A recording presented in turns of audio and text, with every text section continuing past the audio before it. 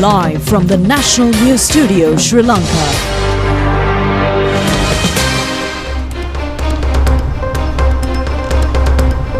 Hello there, good evening and a warm welcome to the National News broadcast. Bringing you your top stories for tonight, I am Lakshit Edirisena. A very good evening indeed, I'm Sharifa Tahib. Let's take a look at the headlines.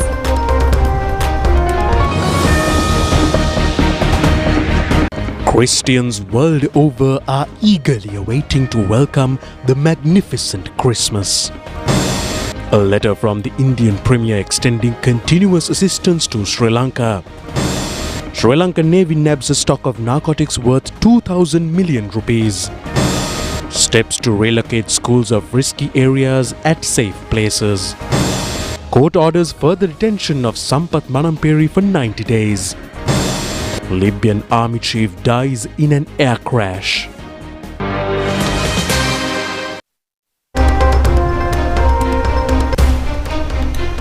We now move on to those and other stories in detail, taking a look at some seasonal news to begin with. When the countries of the world are getting ready to celebrate the marvelous Christmas to mark the birth of Jesus Christ, the Christmas has already dawned to the Republic of Kiribati, New Zealand and Australia.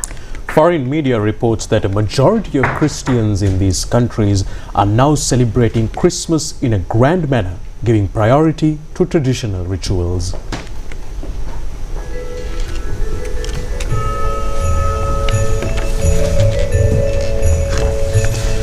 Christmas 2025 first dawned at the state of Kiribati Islands, where people of these islands celebrate Christmas for several days.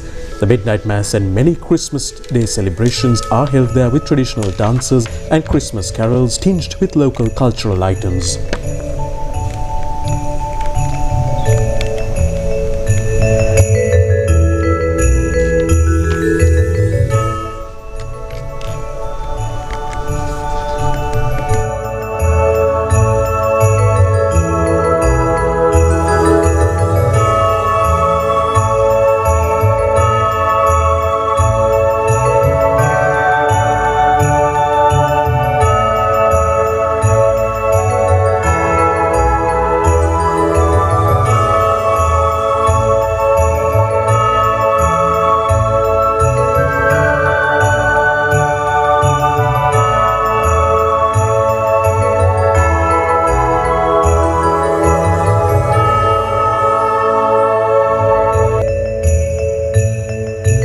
Meanwhile, all arrangements have been finalized for the main Mass to be held in St. Peter's Basilica in Vatican.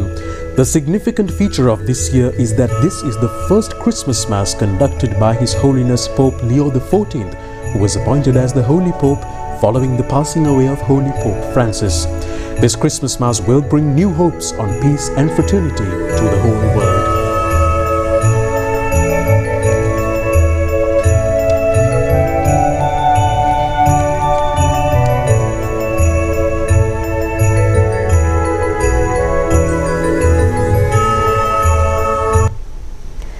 Christmas Eve has brought a sense of anticipation across Colombo as the city steps into one of the most celebrated nights of the year.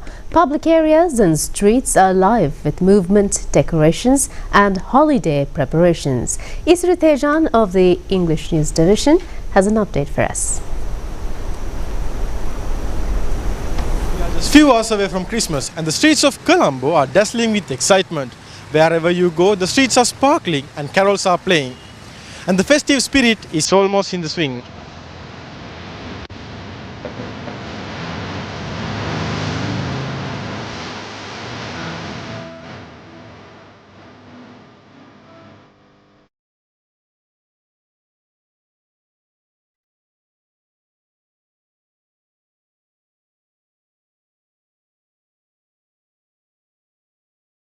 As Christmas draws closer, the spirit of joy and togetherness is felt across Colombo tonight.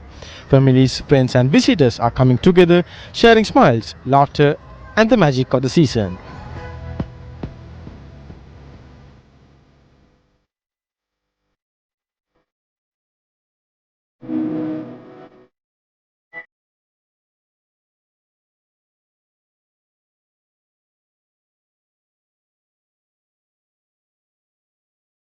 from Australia, and we're here for the first time.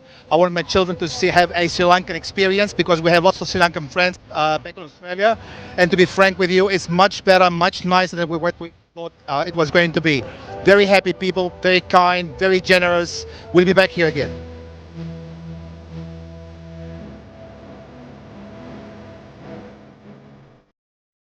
And if you want to celebrate Christmas in style, come here and join us at Colombo. With festive cheers all around, this is where fun truly happens. Signing off for ChannelEye Rupavahini Corporation, I'm Isrutejan from Colombo.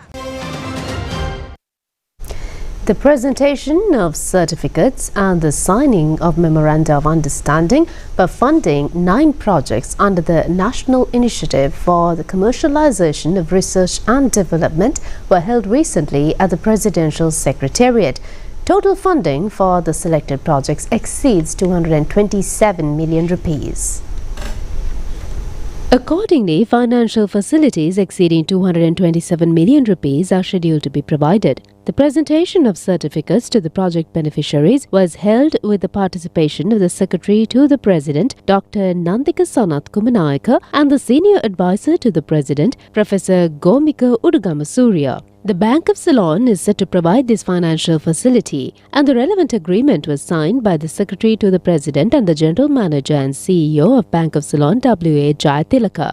The certificates were handed over to the respective companies for 9 projects. They are VXSafe NetTool, a child-friendly internet system and digital well-being innovation related to telecommunications, Wolfpack Energy supercapacitor project utilizing cutting-edge chemicals such as fractal graphene and activated carbon technology, and cold-brewed cinnamon extract project preserving the nutritional properties of cinnamon bark without using harmful chemicals, sugar, or alcohol.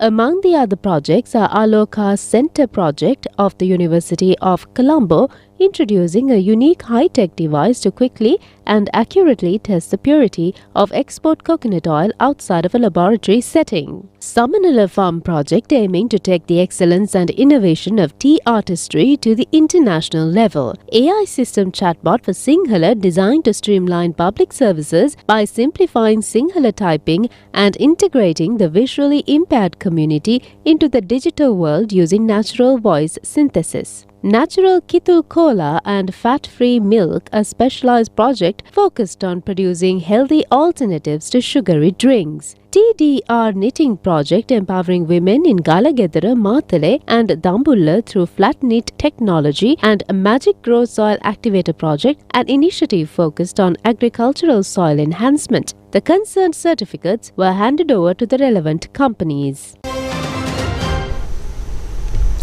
Sharif, I'm sure all of our viewers are eager to know more about the National Initiative for the Commercialization of Research and Development. To share some insights into this unique and first of its kind initiative, we are joined with a very special guest right here at the National News Studio. He's a professor at the University of Houston, USA, and senior advisor to the President on Science and Technology, Professor Gomika Udugamasuriya. Professor, warm welcome to the National News Studio. We have a few questions for you. I will start off with our first question, and that is, how does this national initiative help turn Sri Lankan research into real tangible products and innovations that can actually reach and make a mark in the market? Sure. Good evening and thank you for inviting me. So, we as a country, we have great brains, great projects, great research going on, universities, the government research institutes. But those projects are initiated, but after some time they get died out. So why? There are funding mechanisms to initiate research, but you need a lot of money to make it into the commercialization. So the developed countries has those mechanisms and for the exact commercialization, but Sri Lanka didn't have that. So what this National Initiative for Research and Development Commercialization, NIRDC, does is actually connect this research and the commercialization sides, exactly playing in that interface. So that's how we, and especially empower them with the financial funding, financial support, and also solving many other problems these projects having to jump into the commercialization arena. Professor, we understand that this is quite an interesting initiative, and already 9 projects have been provided the support, the necessary support to make this, turn this into tangible products and go into the market as well very soon. So tell us the criteria in which these projects were selected. Yeah, absolutely a great question, because this is public funding, so we have to be very careful. So what we did was, there wasn't a perfect evaluation process in Sri Lanka for this kind of process. So we started with a 5-step screening, very stringent, unbiased, transparent process. So the first step is actually we want to make sure the technology is correct. So it's a first 2 steps are the technical, scientific evaluation, and then we go to a administrative evaluation within the NIRDC. That's the 3rd step. And then 4th is another very important step. We actually did a very stringent evaluation on marketing and financial feasibility, because the research need to be successful at the end. And then finally there was a highest level committee which has highest level personalities from the government and also from the field on marketing, legal, financial, technological, in all those areas, and then finalize the selection. Even from the first technological level, only the 50% of the applications move to the next level. So it goes like that. And I can give you facts like from 82 applications worth of 2.2 billion rupees we started. Finally it ended up with 9 applications. I always say we didn't select, it gets selected, because the process was stringent. And then about 227 million. As you mentioned, Professor, over 227 million allocated for these projects. So how can people, or how can we track the projects to make sure the public funds lead to real economic and also social benefits? Another great question. So we thought about that a lot. So let me first say how we fund that. The developed countries actually fund this totally as grants, but we are not there yet, but we did our best. So we can actually fund up to 50 million per application maximum. Out of that, up to 10 million we gave it as a grant, and then from 10 to 50 we gave it as a recoverable financial support. And then, to answer your question directly, we are not going to give this funding directly the whole amount. So what we did was we set up a perfect plan, discussing with the applicant. They provide the KPIs, and based on that we break it into 3-4 tranches, and then we first give the first tranche, which they also say they can complete, and then after that we release the next tranche. So that way we secure the funding is properly used, and they also know they can do the work they propose from that amount. And then after that we also have a very carefully planned monitoring mechanism, which will go all the way to the end of the project. So that's how we are going to monitor that. And Professor, finally, now you mentioned that it was a very stringent process, so many applications, but finally only 9 were provided with the necessary funding to continue with their projects. So there were many who applied, many startups, many researchers, and also universities. So what do you have to say to them as a message and how can they actually engage with this project with this program in the future as well? Yeah, don't disappoint. First thing is they can actually come back, reapply, because we can also point out what were the weaknesses in the initial round, but that's only a small thing, because this process is continuing. I can say this is only for the first quarter. Even the second quarter we received over 2 billion worth of fund applications. That also going as another round of screening, and then this will continue every quarter. So there are new applications coming in.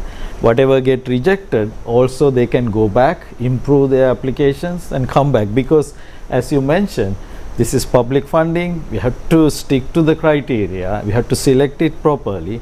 If you can fit into that box, you can be successful. And fitting into that box means that it's better for both ends, isn't it? Yes. It's also better for them because, I mean, coming up with the research and not having a scope is also a problem. So obviously the evaluation involves that as well, isn't it? Absolutely, absolutely. Again and again, this is the researchers needed this funding because throughout in the history, a lot of research projects die out because they didn't have this funding.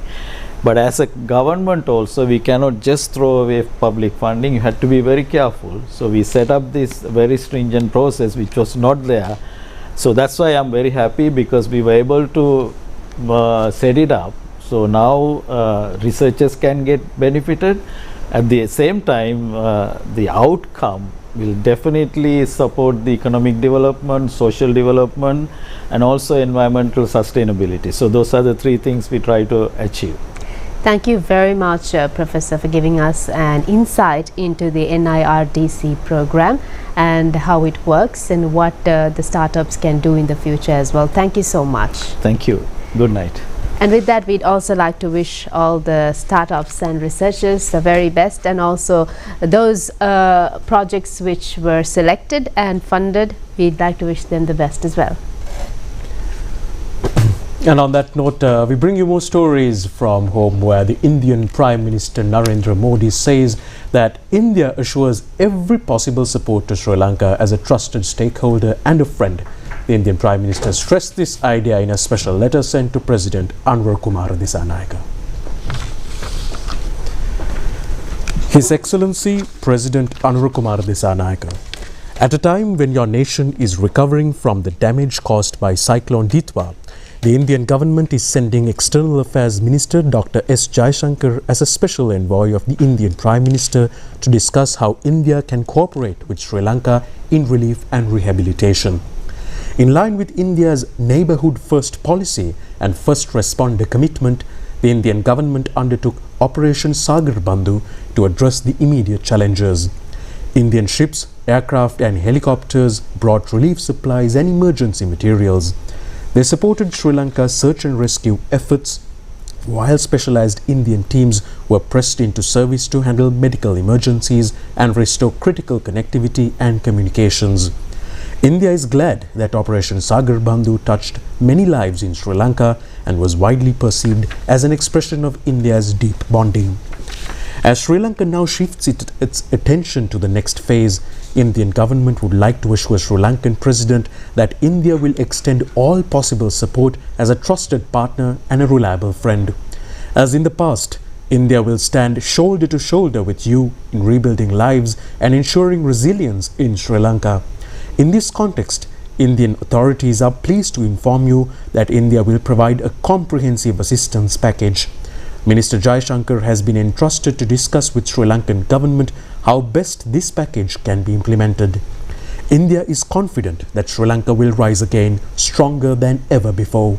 In this journey, as in its national development and progress, Sri Lanka will always find India by its side. Indian Prime Minister Narendra Modi kindly asks the Sri Lankan President to accept the assurances of his highest consideration. Sri Lankan Navy has seized a multi-day vessel with a stock of over 193 kilograms of heroin and ice narcotics in a raid conducted at the Southern Sea area of the island. The Navy says the stock is comprised of 172 kilograms of ice narcotics and 21 kilograms of heroin, which has a market value of over 2,000 million rupees.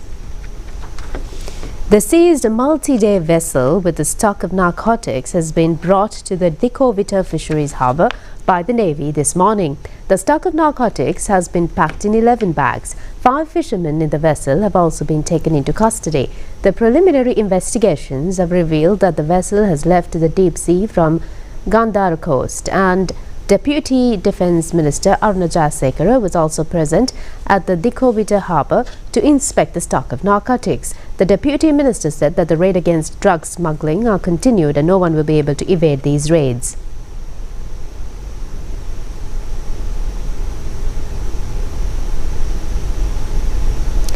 At the checking of parcels in the Central Mail Exchange, custom officials have taken a stock of Kush narcotics worth over 60 million rupees has been taken into custody with the suspect. The officials say that the stock of narcotics has been brought to the country concealing in parcels with turmeric. This 6 kilograms and 201 grams stock of Kush has been discovered in the checking of foreign parcels at the Central Mail Exchange. Prime Minister Dr. Harini Amarasuriya says that steps will be taken to establish schools at safe places which are located in risky areas at present. The Prime Minister made this observation during an inspection tour of damaged schools in Badulla district. The Prime Minister paid attention to the Megahakula National School and the preschool being functioned at the Yodaulpata Community Hall in Katavatta. She instructed the officials to take steps to relocate those schools and the preschool at safe places again without delay. She also inspected the Passara Yuri Tamil Primary School, which has been severely damaged due to landslides. The Prime Minister also had a cordial discussion with the residents of the area, school children, parents, political authority and the government officials. Venerable Padyatalave Dhirananda Thera, Governor of Uva Province, Kapila Jayasekara, Minister Samantha Vidyaratna and Education Chiefs of the Uva Province also joined this occasion.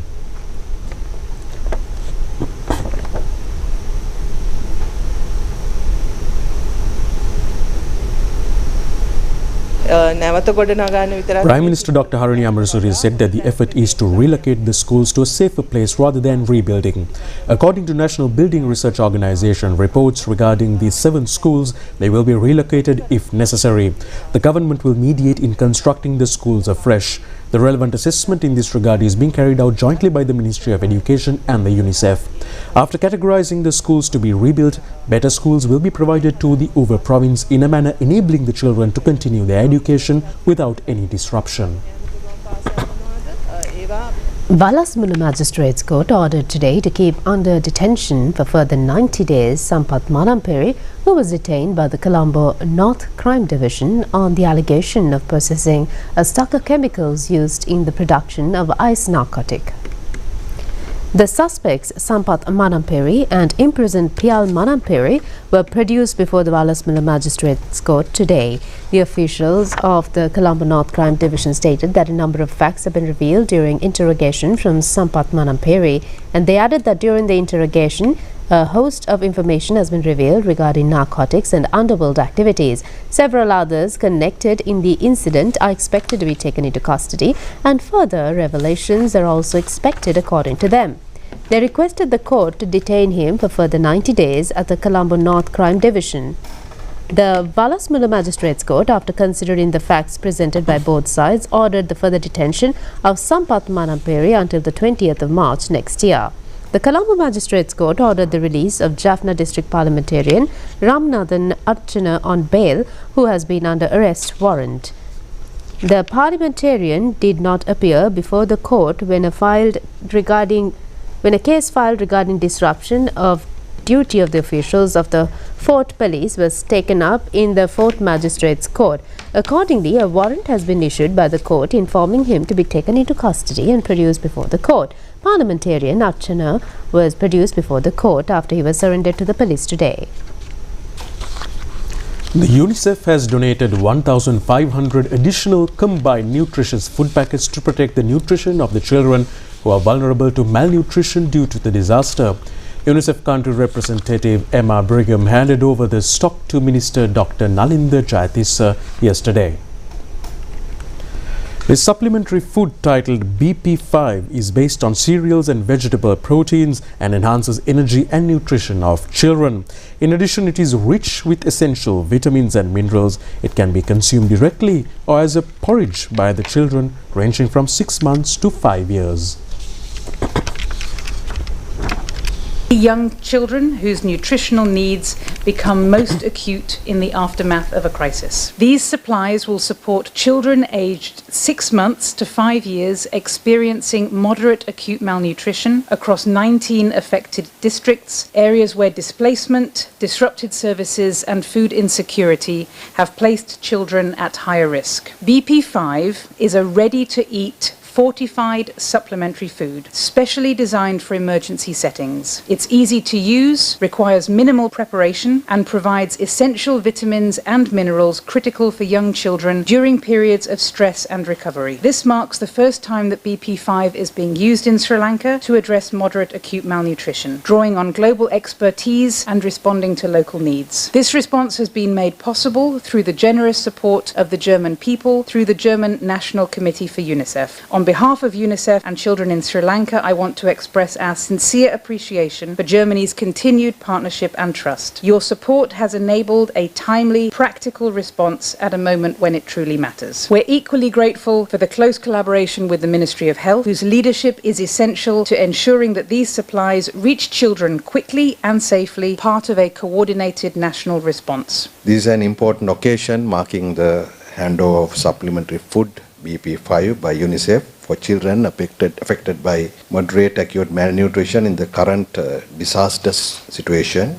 The recent floods have significantly disrupted food security and access to essential services, placing many children at increased nutritional risk. In this context, the timely provision of BH5 is a critical intervention to prevent further deterioration in the nutritional status of vulnerable children, especially in the absence of adequate stocks of the supplementary food Triposha. On behalf of the Government of Sri Lanka and the Ministry of Health, I extend my sincere appreciation to UNICEF for this valuable support and for its continued partnership in safeguarding maternal and child nutrition. This contribution strengthens our national response and supports our frontline health services in reaching children most in need. Arrangements have also been made with the UNICEF support to ensure these supplies are promptly and appropriately distributed to affected areas. Style confusion rasa prima.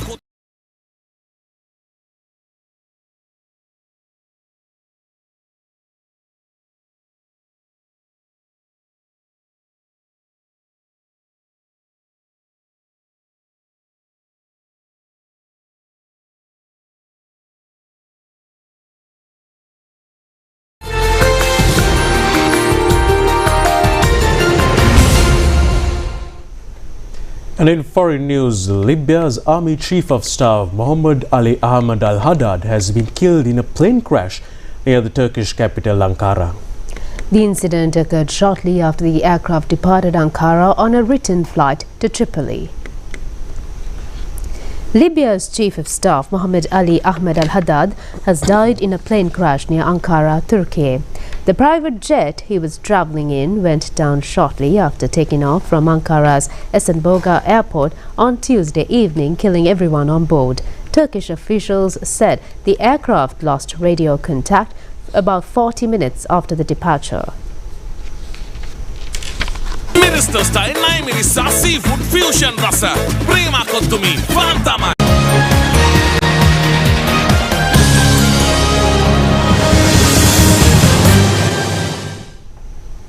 And a quick look at the sports news before we wind up. India women's cricket team won the second T20 match against Sri Lanka by 7 wickets. The match was played at Visakhapatnam in India. Batting first, Sri Lanka women's cricket team scored 128 runs for 9 wickets in their 20 overs. Harshita Samaravikrama scored 33 runs while captain Chamari Atapattu contributed with 31 runs. In bowling, Vaishnavi Sharma and Sri Charani shared 2 wickets each. In reply, India won the match easily by scoring 129 runs for the loss of 3 wickets in 11.5 overs. Shefali Verma scored an unbeaten 69 runs in 34 balls, which included 11 boundaries and a 6. India has been able to win both the matches of the 5-match T20 cricket tournament. The next match between the two countries is scheduled for the 26th of this month. And with that, we wrap up tonight's news bulletin. Do join us tomorrow for more of the very latest. Until then, good night. Good night.